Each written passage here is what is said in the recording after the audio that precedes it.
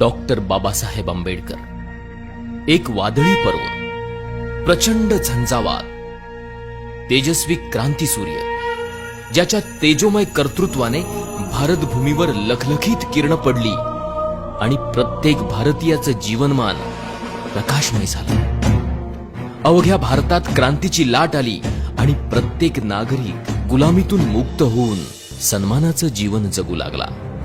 पण बाबासाहेब म्हणजे दलितांचे कैवारी, मागासवर्गीयांचे उद्धार करते, आरक्षणाचे जनक एवढीच अपुरी माहिती आपल्या सगळ्यांभोवती फिरते आहे. म्हणूनच या पलीकडे जाऊन या तेजोमय सूर्याचे व्यक्तिमत्व समस्त भारतीयांना कळावं म्हणून हा प्रपंच.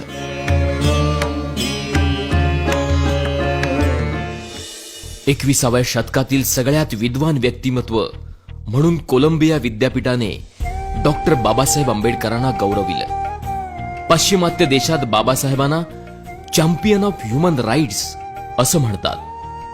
अमेरिकेसारखा देश त्यांना फाउंडिंग फादर ऑफ इंडिया अशी पदवी बहाल करतो.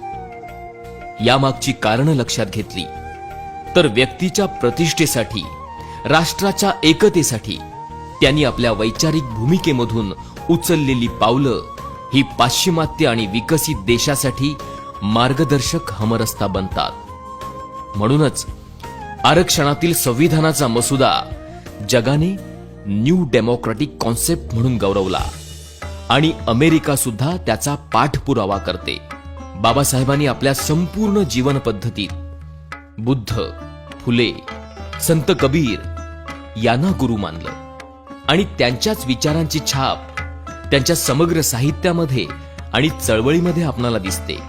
भारताच्या भूमी स्वातंत्र्याचा लढा प्रत्येक जण आपापल्या परीने लढतच होता, पण भारतीयांच्या स्वातंत्र्याचा लढा फुलेंच्या जीवन पद्धतीला आदर्श मानून बाबासाहेब लढत होते. त्यांनी महाडच्या चौदार तळ्याच्या संग्रामावेळी मला या देशात समता, स्वातंत्र्य, बंधुता आणि न्याय यावर आधारित अशी समाज रचना घडवायची आहे की ज्याचा एकक व्यक्ती असेल, ही गर्जना केली आणि संविधानामार्फत त्याची पूर्तता सुद्धा केली. म्हणूनच डॉक्टर बाबासाहेब आंबेडकर फक्त मागासवर्गीय समूहाचेच नाहीत, तर प्रत्येक भारताच्या नागरिकाचे दीपस्तंभ ठरतात. 1919चा कायदा असू दे, 1935चा असू दे किंवा भारताच्या संविधानाचा मसुदा असू दे, त्यामागे प्रत्येक नागरिकासाठी त्यांनी केलेल्या मताधिकाराचा रोमहर्षक संघर्ष आपणाला इतिहासामध्ये सापडतो. एक व्यक्ती, एक मूल्य, मताचा अधिकार, स्त्रियांना सन्मान, मजुरांच्या कामाचे तास निर्धारित करणं, आर्थिक न्याय, पाणी प्रश्न, संस्थानांचे विलिनीकरण, अर्थशास्त्र अशा कितीतरी आघाड्यांवर बाबासाहेबांचं कार्य अधोरेखित होतं. या सगळ्या गोष्टी भारत देशाला प्रगतीच्या आणि विकासाच्या मार्गावर नेणाऱ्या आहेत.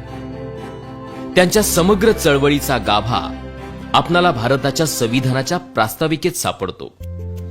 अर्नेस्ट वॉर्कर या प्रसिद्ध विचारवंताने हीच जीवन पद्धत, आदर्श जीवन पद्धत आहे असे गौरवोद्गार काढले आहेत.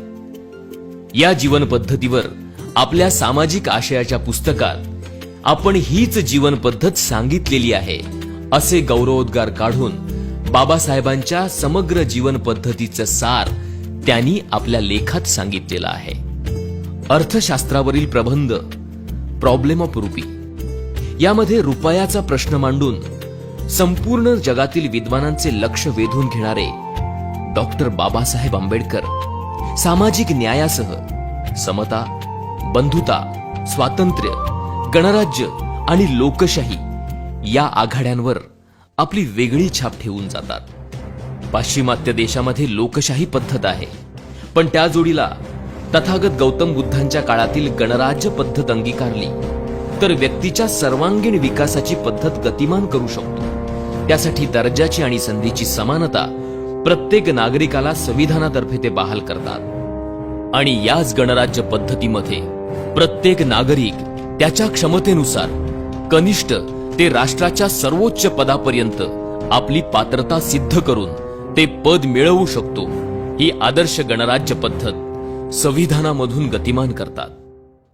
प्रत्येक नागरिकाचं जीवनमान उंचावण्यासाठी आरोग्य सुविधा, प्राथमिक शिक्षणाऐवजी तंत्र शिक्षण म्हणजेच टेक्निकल एज्युकेशन याची मागणी त्यांनी केली होती. या व्यतिरिक्त संपूर्ण देशात सामाजिक अभिसरण होऊन राष्ट्रनिर्मिती होऊन सुसंवाद वाढावा यासाठी संपूर्ण देशाची एक कॉमन स्क्रिप्ट म्हणजेच लिपी असावी असा देखील त्यांचा आग्रह होता. त्यामुळे प्रत्येक भाषेचं साहित्य प्रत्येक भारतीय नागरिक वाचू शकेल आणि बंधुता विकसित होऊन भारत एक लोकशाही राष्ट्र म्हणून उदयाला येईल ही त्यांची भूमिका होती. आज भ्रष्टाचार जणू शिष्टाचार झालेला आहे.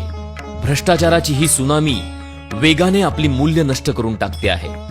त्यावर उपाय म्हणून निवडणुकांचा खर्च सरकारने करावा, कारण निवडणुका ही सरकारची गरज आहे. त्याचा खर्च सरकारने उचलला तर भ्रष्टाचाराला आळा बसेल आणि कंत्राटदार, काळा बाजार करणारे यांना निवडणूक लढवण्यास परवानगी देऊ नये ही भूमिका घेऊन त्यांनी आपले राष्ट्रीय दायित्व सिद्ध केले होते. प्रांतिक, धार्मिक, सांस्कृतिक अस्मितेच्या पलीकडे जाऊन राष्ट्रनिष्ठेला ठेच पोहोचवणाऱ्या या गोष्टींपेक्षा मी प्रथम भारतीय आहे आणि अंततः भारतीयच राहीन ही भूमिका सगळ्या भारतीय नागरिकांनी घ्यावी, तरच आपण ताकदवान राष्ट्र बनू शकतो याची ग्वाही देऊन राष्ट्रप्रेमाचा जाज्वल्य दाखला त्यांनी दिला होता. या व्यतिरिक्त कामगारांना मिळणाऱ्या प्राथमिक सुविधा, रोजगार बदली, कामगार राज्य विमा, कामाचे तास निर्धारित करणं, कामगारांना हक्कासाठी न्यायासाठी संघटनेची मान्यता, महागाई भत्ता, पगारी सुट्ट्या, आरोग्य विमा, कायदेशीर संप अधिकार, भविष्य निर्वाह निधी म्हणजेच प्रॉव्हिडंट फंड, कामगार कल्याण निधी, भारतीय सांख्यिकी कायदा, शेतकरी धोरण, जमीन धोरण, मध्यवर्ती विद्युत तांत्रिक समिती, हिराकूड धरण, दामोदर खोरे प्रकल्प, नद्या जोडणी प्रकल्प, भाकरा नानगल धरण, भारतीय रिझर्व्ह बँक, राज्य विभागणी आयोग, याशिवाय महिलांसाठी मालमत्तेचा अधिकार, घटस्फोटाचा अधिकार, प्रसूती पगारी रजा, महिला कामगार संरक्षण कायदा, हिंदू कोड बिल, वडिलांच्या संपत्तीमध्ये मुलांसोबत मुलींना सुद्धा समान अधिकार, अशा वेगवेगळ्या स्तरांवर बाबासाहेबांचे कार्य मार्गदर्शक ठरते आणि काळाच्याही पुढील द्रष्टा नेता ही बिरुदावली त्यांना सन्मानित करणारी ठरते. राजेशाही संपली, सरंजामशाही लोकशाहीने उद्ध्वस्त केली, घराणेशाहीला आंबेडकरवादाने आणि लोकशाहीने सुरुंग लावला. आता लोकशाही समोर आवासून उभी आहे ती भांडवलशाही. यावर जगाला फक्त अर्थशास्त्रज्ञ बाबासाहेबांची भूमिका आणि नीतीच तारू शकते. त्यासाठी मिनिमम प्रॉफिट ऍक्ट हा कायदा लागू करा ही भूमिका सरकारने घ्यावी अशी सूचना बाबासाहेबांनी सरकारला दिली होती. भांडवलदारांना सरकारने आपल्या कक्षेत ठेवावे आणि मूलभूत सुविधा पुरवणाऱ्या उद्योगधंद्यांचे खाजगीकरण करू देऊ नये.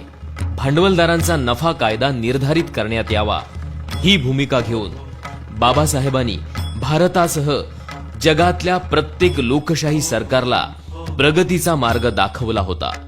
गरज आहे ती त्यांच्या आर्थिक न्यायाचा रस्ता पकडण्याची. आपणाला आर्थिक समानता माहिती आहे, विषमता माहिती आहे, पण व्यक्तीच्या क्षमतेनुसार त्याच्या राजकीय न्यायासोबत आर्थिक आणि सामाजिक न्याय हा महत्वाचा निर्देश संविधान सभेच्या भाषणाच्या प्रसंगी ते करतात. 26 जानेवारी 1950 We are enter in contradiction life. Politically we will have equality and socially and economically we will have not equality. We must remove this contradiction as early as possible. Either those who suffer from inequality will blow up the structure of political democracy which this assembly so laboriously built up. याचाच अर्थ 26 जानेवारी 1950 रोजी आपण एका विसंगतीपूर्ण जीवनामध्ये प्रवेश करणार आहोत. राजकारणामध्ये समानता असेल, पण सामाजिक आणि आर्थिक जीवनामध्ये विषमता असेल.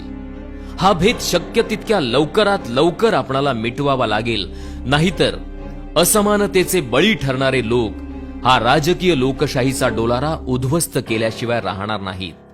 ही त्यांची पूर्वसूचना तंतोतंत खरी वाटते की काय, अशी परिस्थिती आज निर्माण होताना दिसत आहे. 14 ऑक्टोबर 1956 रोजी ते याच मातीत रुजलेल्या, वाढलेल्या, जगाला आदर्श ठरलेल्या बुद्ध धम्माची दीक्षा घेतात आणि आपणाला विश्वबंधुत्वाशी जोडतात. बुद्ध धम्माने तुमचं, देशाचं आणि जगाचं कल्याण होणार आहे ही जबाबदारी ते आपणाला सांगतात आणि आपण केलेली ध्येय योजना पूर्णत्वाला नेतात. मैत्रीच्या, बंधुतेच्या निर्मळ प्रवाहात आपणाला बाबासाहेबांनी आणून ठेवलं आहे. केवळ जात, धर्म, वर्ग, मागासवर्गीय या पलीकडे जाऊन आदर्श मूल्यांची रुजवात करून जगाला आदर्श ठरेल असा आंबेडकरवाद बाबासाहेबांच्या अथक संघर्षातून निर्माण झालाय आणि त्याच विचारांच्या पालखीचे भोई आहोत आपण. आयुष्याच्या संध्याकाळी बुद्ध धम्म, संविधान आणि गणराज्य म्हणजेच रिपब्लिक ही 3 रत्न आपल्या हाती देऊन आपणासमोर लोकशाही राष्ट्र उभारणीचं दायित्व ते ठेवतात. गरज आहे ती न कळलेले बाबासाहेब समजून घेण्याची, क्षितिजा पलीकडची त्यांची दृष्टी अभ्यासण्याची आणि या रत्नाची पारख करणारे रत्नपारखी होण्याची. तरच झाडापेक्षा मुळांनी खोलवर गेलेले बाबासाहेब आपणाला समजतील आणि त्यांच्या विचारांच्या छायेत प्रत्येक नागरिक विसावतील. जय भारत.